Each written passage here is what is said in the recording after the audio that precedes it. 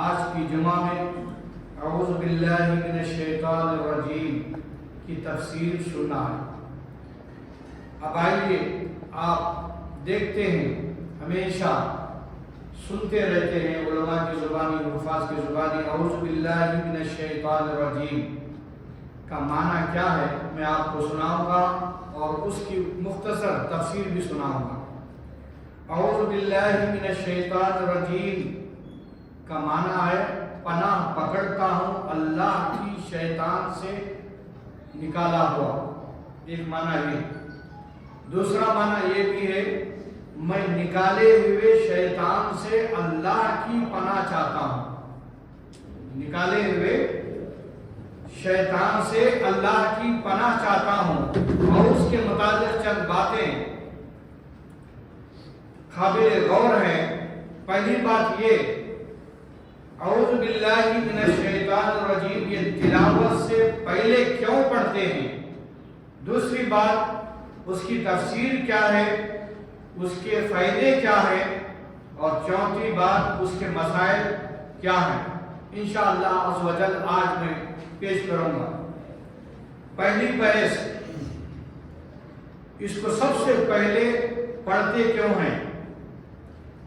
اس کی وجہ یہ ہے کہ رب العالمین کا حکم ہے، قرآن پاک میں دوسری جگہ فرماتا ہے فَإِذَا قَرَأْتَ الْقُرْآنَ فَاسْتَعِذْ بِاللَّهِ مِنَ الشَّيْطَانِ الرَّجِيمِ، جب تم قرآن پڑھنے لگو تو نکالے ہوئے شیطان سے اللہ کی پناہ مانگو، یہ اللہ کا حکم ہے۔ اس لیے ہم یہ قرآن پڑھنے سے پہلے اعوذ باللہ من الشیطان الرجیم پڑھتے ہیں، ہم اللہ کی بارگاہ میں عرض کرتے ہیں کہ الہ العالمین میں نکالے ہوئے شیطان سے اللہ پناہ چاہتا ہوں، پناہ مانگتا ہوں۔ معلوم ہوا قرآن پڑھتے وقت اعوذ باللہ پڑھنا یہ اللہ کا حکم ہے، حکم الہی ہے۔ اور حضور اکرم صلی اللہ تعالی علیہ وسلم اور صحابہ کرام رضوان اللہ تعالی علیہ اجمعین اور ساری امت ہمیشہ اس پر عمل کرتی رہی اور وہ لوگ پڑھتے رہے۔ معلوم ہوا یہ پڑھنا اللہ کا حکم بھی ہے، حضور کا حکم بھی ہے۔ اب دیکھیں، جس طرح ہم اور آپ نماز سے پہلے وضو ضروری ہے، کیوں؟ کہ جسمانی گندگی دور کرنا ہے، جسمانی گندگی دور کرنا ہے، انسان کو قابل نماز بناتا ہے۔ یعنی وضو کریں گے تو ہم نماز پڑھنے کے قابل ہو جاتے ہیں، وضو نہیں کریں گے تو نماز پڑھنے کے قابل نہیں ہوتے۔ وضو ایک ایسی چیز ہے کہ انسان کو نماز پڑھنے کے قابل بناتا ہے۔ اسی طرح تلاوت قرآن سے پہلے اب اگر کوئی اعوذ باللہ من الشیطان الرجیم پڑھتا ہے تو اس کے اندرونی پلیدی بولے تو گندگی دور کرتا ہے، زبان کو قرآن پاک کی تلاوت کے قابل بناتا ہے۔ جیسا کہ وضو کر کے ہم نماز پڑھنے کے قابل ہوتے ہیں، ایسے ہی اعوذ باللہ من الشیطان الرجیم پڑھ کے قرآن پاک کے پڑھنے کے قابل ہو جاتے ہیں۔ اب یہ دنیا کا ایک دستور ہے، دنیا کے کسی وزیر اعظم کے پاس جائیں یا بادشاہ کے دروازے پر حاضر ہوں تو بغیر اجازت کے اندر نہیں جا سکتے، اندر نہیں جا سکتے، دنیا کا دستور ہے۔ جب یہ دنیا کا یہ دستور ہے کہ ہم اس کے بغیر اجازت کے اندر جا نہیں سکتے تو وہ رب العالمین کی بارگاہ میں حاضری دے رہے، نماز کی حالت میں رب کے بارگاہ میں حاضر ہو رہے ہیں، وہاں اعوذ پڑھے کچھ چارہ نہیں چلتا۔ یہاں بھی جو ہے اللہ کی بارگاہ میں جب حاضر ہو رہے ہیں تو اللہ کے پاس جا کر جب اللہ کی بارگاہ میں حاضر ہو رہے ہیں تو نکالے ہوئے شیطان سے اللہ کی پناہ چاہتا ہوں۔ تو حاضری کے بارگاہ کے وقت درباری لباس جسم پر ہوتا ہے، بارگاہ الہی کی حاضری کے وقت گویا دل اور زبان صاف کرنے کے لیے یہ پڑھایا جاتا ہے۔ اب اعوذ باللہ کی تفسیر۔